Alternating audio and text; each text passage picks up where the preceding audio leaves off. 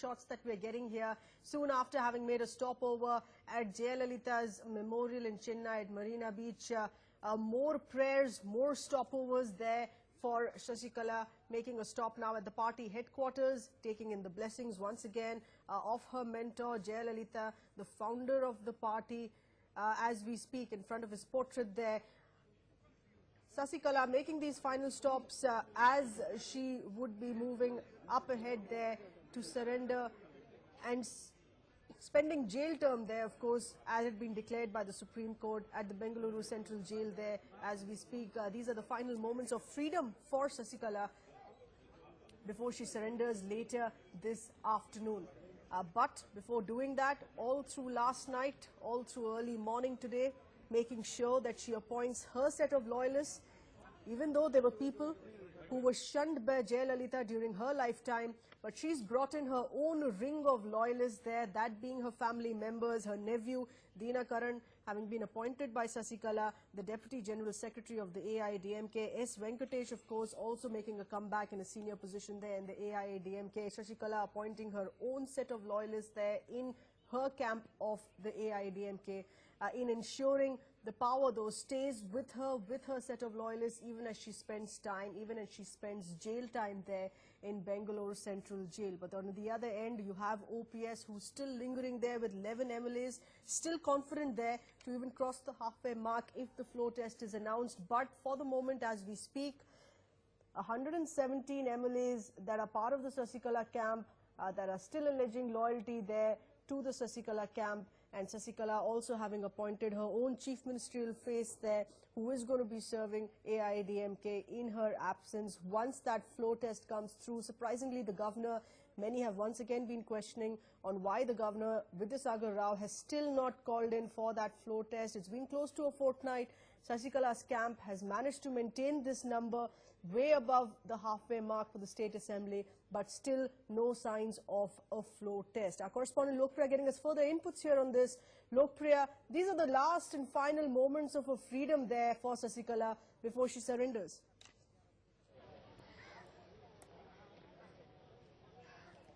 Well, definitely, yes. We are seeing VK Sasikala as she is heading to the court at Bengaluru, where she has made a pit stop at Jayalalitha's memorial, and a very emotionally charged Sasikala taking a mighty vow, probably in a reference saying that she will win out of this crisis and ensure that the AIADMK rule is carried forward. It was a very telling picture of Sasikala while she was paying her tribute to her mentor Jayalalitha at Jayalalitha's memorial in Marina Beach. Now let us look at the number game. Sasikala's faction does look confident. They have about 124 MLAs with them. That is the number that Edappadi Palanisamy gave to the governor, saying that he has this many number of MLAs who support him. And O. Pannirselvam has about 11 MLAs. So, yes, at this point in time, Sasikala is comfortable. But what is the governor going to decide? The very fact that the governor is delaying the decision is causing a lot of uncertainty among both these camps and are keeping both these camps on tenterhooks. Still continuing to keep both those camps there on tenterhooks, but these are the last and final moments there of her freedom. Sasikala outside the MGR house there in Chennai. She's making these multiple stopovers in continuing to play the victim card, in continuing to play the martyr there, saying that she would be serving jail time, but at the same time she would continue to serve the AIADMK, which she says is her party, rightfully serve her party even from inside prison. That argument having been bought by her set of loyalists belonging to the Sasikala camp now, despite the fact that she's brought in those people who were disliked by Jayalalitha, none of those, of course, asking those questions. Lokpriya, in how much of a reaction here essentially are we looking at from Sasikala's camp? Are they those questioning her decision to bring back people like Dinakaran and S. Venkatesh back to the party fold?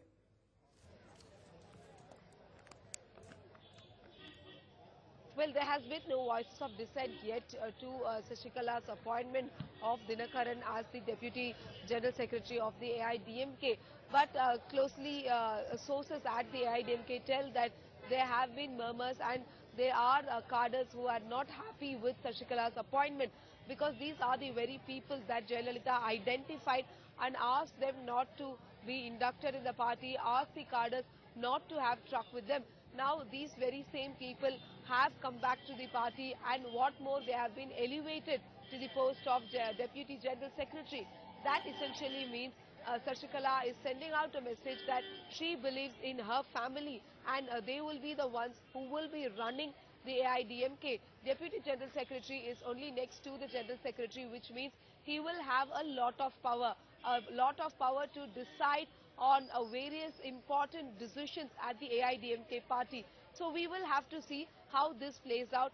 Even after this appointment, are the MLAs sticking to Shashikala, or will they jump? Because for O. Paneerselvam's camp, this is a great ammunition to attract these MLAs. So we will have to see how all these things work out.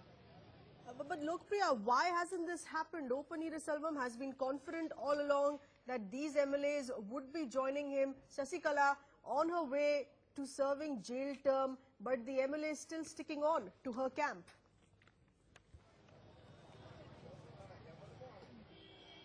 Well, that's correct. The MLAs are at Golden Bay Resort.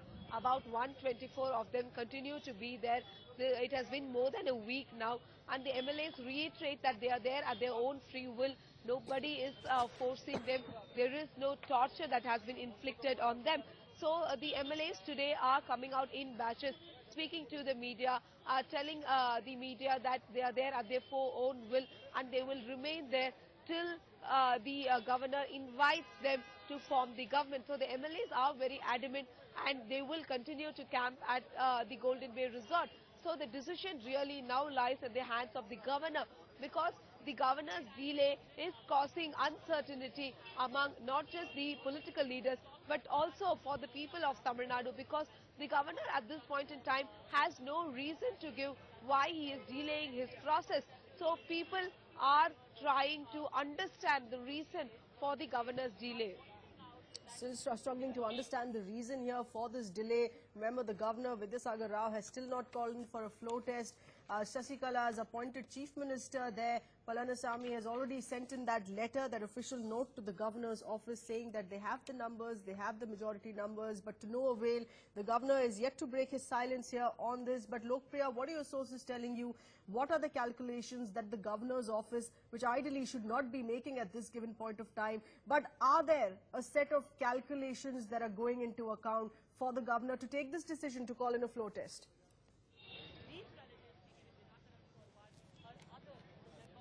Well, definitely, as the governor is weighing all pros and cons in this particular situation, he wants to ensure that there is no more chaos or political instability in the state of Tamil Nadu. The state has been going through a very tough phase since the demise of J. Jayalalitha. So as to avoid any kind of chaos and the minimum inconvenience to the people, the governor is carefully weighing all the options that are available before him. He is in touch with various constitutional and legal experts. So we'll have to see what kind of decision the governor will take. We are being told that there are several options that the governor is considering. Option number one is to swear in Edappadi Palanisamy and then call for a floor test, ask him to prove the vote of confidence. This is what happened in 1987 after MGR passed away. Janaki was sworn in as the chief minister. She was asked to prove the vote of confidence motion. Or the other option that is available before the governor is call both these camps and ask both of them to prove majority, give both of them an equal chance. And the last option that the governors had is obviously the president's rule. But that is a long shot at this point in time.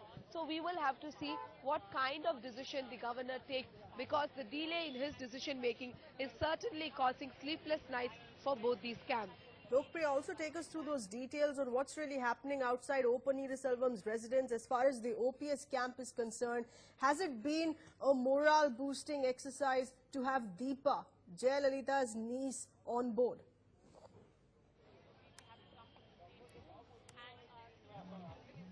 Well, definitely yes. Here at O. Paneerselvam's camp, where I am present, it is a very quiet afternoon. There are cadres who are coming in, trying to show their support to Paneerselvam. They are trickling in. So it is a steady stream of supporters who are coming to visit O. Paneerselvam's residence. And yes, the joining hands of Deepa, the niece of Jayalalitha, is a big morale booster for all these cadres, because they say that they will be in a better footing when there is a claim to the legacy of Jayalalitha. And that is the kind of support that Deepa enjoys. The fact that she is a blood relative, she is the niece of Jayalalitha, she does have some following, and she joining hands with Paneerselvam has given a big boost for Paneerselvam's camp. Right, as security continues to remain beefed up there outside O. Paneerselvam's residence, the scene is quickly going to be shifting there to Bangalore Central Jail, where Sasikala is to surrender in and around the area. The court, the local court where she is to surrender before she is to taken into prison there in the Bangalore Central Jail. That area security being beefed up as well. Section 144 being imposed there as we speak. Preparations that have been on ground, but it has not been a heavy presence of followers for Sasikala there, as we had seen when Jayalalitha had to serve jail time after the trial court's judgment. Lokpriya.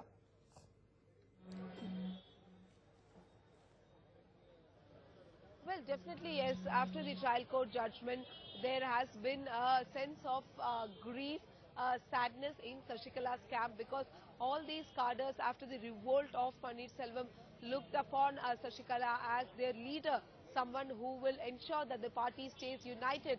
But the Supreme Court judgment has only proven one thing, that it is curtains down for Sasikala as a politician whose career was very, very short-lived. It was barely for 2 months that her political avatar lasted, even as the Supreme Court came down very heavily, indicted her in the disproportionate assets case. So this has been a big setback to the cadres who are at Sasikala's faction. But Sasikala had a plan B. Even as the verdict came, she ensured that Edappadi Palanisamy was appointed as the new legislative leader. So in a way, Sasikala wants to control the party from prison, and the greatest indication of all of that is appointment of TTV Dinakaran as the Deputy General Secretary of the party. Please stay on with us, Lokpriya, as we go across to our correspondent Jayaprakash, and where the scene shifts next, that being outside Bangalore Central Jail.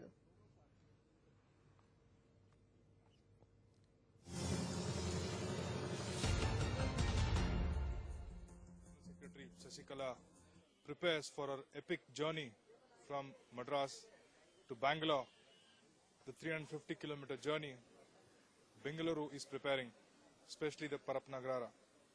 This is the very premises where she is going to land in few hours from now. She will be entering these premises, the 36th Civil and Sessions Court, the special court where the CBI judge Ashwath Narayana will receive her. The locks are on and the police have cleared the area, they have cleaned up the premises, and it will be soon open. Once she lands here, she enters this trial court and surrenders. From here, she will be remanded to the Parapnagarara Central Prisons, which is opposite to this court. Even as crowd is trickling in few hours from now, this place will be jam-packed as Sasikala makes her entry. From here, it's a 100-meter journey to the Parapnagarara Central Jail, where she's going to be stayed for 4 years. With Vijay Michael, this is Jayaprakash for NewsX from Bengaluru. Those, of course, being the updates there that are coming in from Bengaluru. Security that is going to be beefed up, understandably, as Sasikala would be surrendering there today. Lokpriya, this, of course, came in with having no choice left. She, of course, was looking at giving a 4 weeks relief before she could finally surrender. But the Supreme Court today, not wanting to entertain that petition, entirely turning it down, that she would need to surrender with immediate effect there. Lokpriya.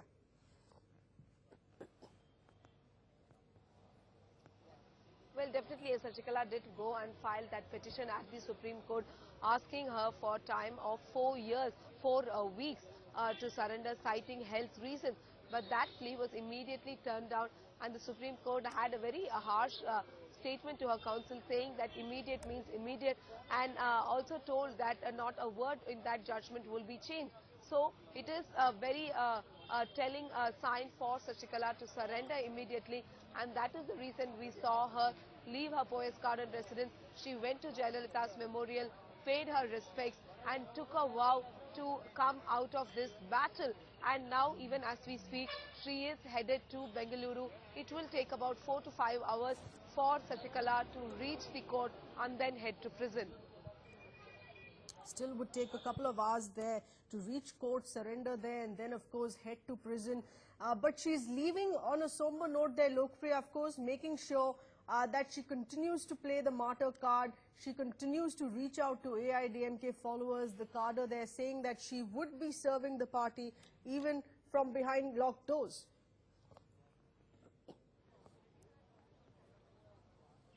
Well, definitely, yes. It's a telling sign that the appointment of TTV Dinakaran only goes on to say that she trusts her her family, and they will be the one who are running the show. By appointing TTV Dinakaran as the Deputy General Secretary of the party, she has made it amply clear he is the one who's running the show. But how does O. Pannirselvam camp see this? Pannirselvam camp does not accept this new posting, and they claim that he cannot be elected as the Deputy General Secretary because the bylaws in the AIDMK party state that a primary member should be with the party for at least 5 years. So that is the word coming in from O. Pannirselvam's camp, rejecting TTV Dinakaran's post as the Deputy General Secretary. But Lokpriya, how many are really to follow suit in following Shashikala's instructions, the nature of influence or the nature of hold that she would continue to have at the party from inside prison? Can she really do a Jayalalitha? Can she really do what Jayalalitha did from inside prison?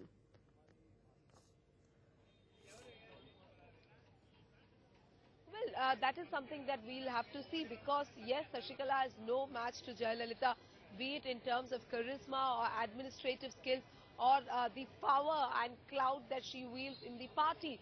So we will have to see how the appointment of TTV Dinakaran as the Deputy General Secretary of ADMK will affect the party, because at the end of the day, here are two factions claiming to wrest control of the AIDMK.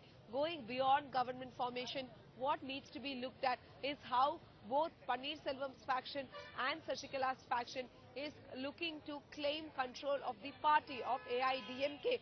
People from Pannirselvam's camp has filed a petition challenging the appointment of Shashikala as the General Secretary itself. So EC has the final word on that, and when it comes down to a bitter battle, who then gets the two-leaf symbol? All these are interesting developments to watch out for in the coming days. Right. In absolute certain terms, what's playing out in Tamil Nadu politics still not over. It still continues to remain volatile, unpredictable. To what extent would the MLAs continue to support Shashikala's camp? As far as the comparisons here, Lokpriya, that are being made now between O. Pannirselvam and the man nominated by Shashikala, that being Palanisamy, if you could draw in those comparisons as far as their experience goes, O. Pannirselvam's leadership qualities to the manner in which he served as Chief Minister the past 2 times there, on what has been spoken about O. Pannirselvam vis-a-vis Palanisamy.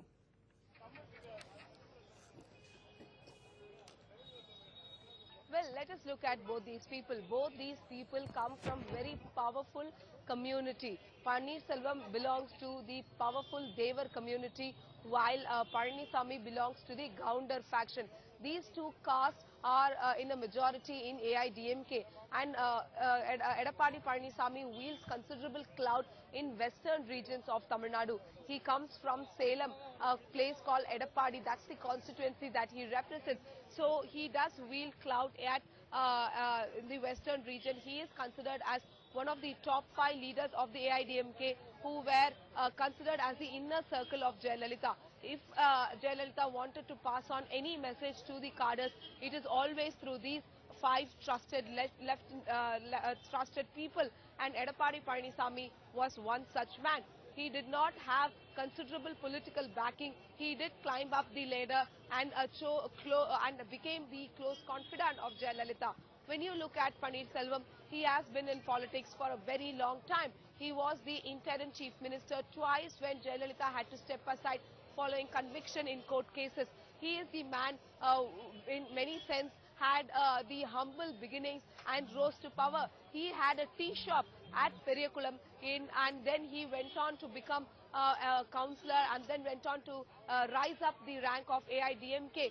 So yes, Paneerselvam is a more experienced and seasoned politician than Edappadi Palaniswamy, does wield clout among his community and the party. It is going to be a very interesting face-off because both Gauntar community and the Thevar community form a major chunk of AIDMK. When you talk specifically about the western part of Tamil Nadu, which is dominated by Gauntar community, the AIDMK has about more than 40 seats from the number that they won. So that's the kind of strength that this western belt of Tamil Nadu enjoys from the AIDMK. So it will be interesting to see how the power equations, the caste equations change after this. Jayalalitha, being a Brahmin, had the party in a it had iron grip because she was someone who cut across party line, appeals to all sections of people. But now with Palaniswamy in helm of affairs as a legislative leader, it is going to be very interesting equation. That's right, Lokpriya. Interesting that you mentioned that on how caste politics, caste equations now will be changing here as well. If you could once again explain here on how Jayalalitha did manage to cut across the board, but perhaps not so in these two leaders that we see.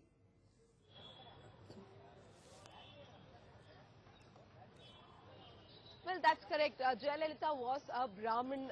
She was a Brahmin, and the very Dravidian movement itself started in terms of opposing the upper class. That was the root of the Dravidian ideology. But here was a woman who appeals to a cross-section of people.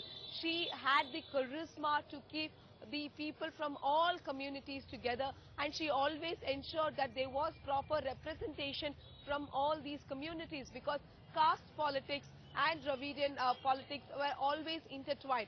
So that is the kind of charisma that Jayalalitha had. But will Sasikala have that? Definitely not. Political experts point out as to how there is going to be an interesting dynamical shift between the caste politics that is playing because we have two representatives, Paneerselvam and Edappadi Palaniswamy. Both of these people belonging to two different communities. And we have to also understand that all the MPs who joined Paneerselvam are from the Gauntar community. They all are there from the western belt. So in a bid to ensure that there is no exodus from Sasikala's camp to Paneerselvam.